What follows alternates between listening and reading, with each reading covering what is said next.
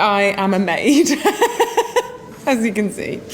And, she's a bit of a sad little creature.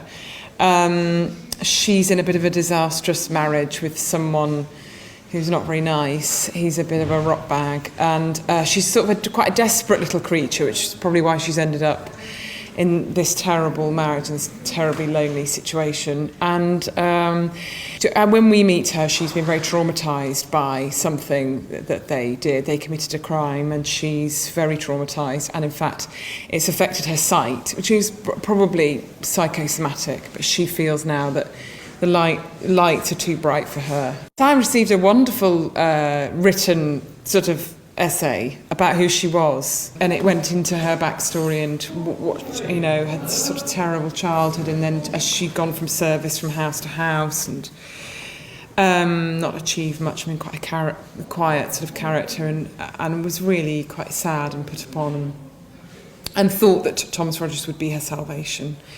I'm not sure I'm drawn to it because of the darkness. I think there's many elements in why you say yes to a project, and Craig wrote me a very lovely letter as well, personal letter, and it was very kind, and I sort of got a good vibe from him. And as you can see, they've assembled a brilliant ensemble cast, and the writing was so good as well. Sarah had just written such a good script. Not that I say very much, I'm just pretty mute, to be honest. All I do is cooking. I just do lots of cooking. That's it. When I went for my costume fitting, very lovely Lindsay, who's designed the clothes, put me in this, and I said tentatively, could I maybe have something just a little bit more fitted, just a bit more flattering? And she looked at it and she said, no, that is absolutely shapeless. That's exactly what we want. So I'm in a completely shapeless garment. So I don't have much to say about my clothes. I had to stand on the edge of a cliff in a gale force wind, not attached to a harness, because obviously the wind was blowing towards me, so they deemed that okay as a safety risk.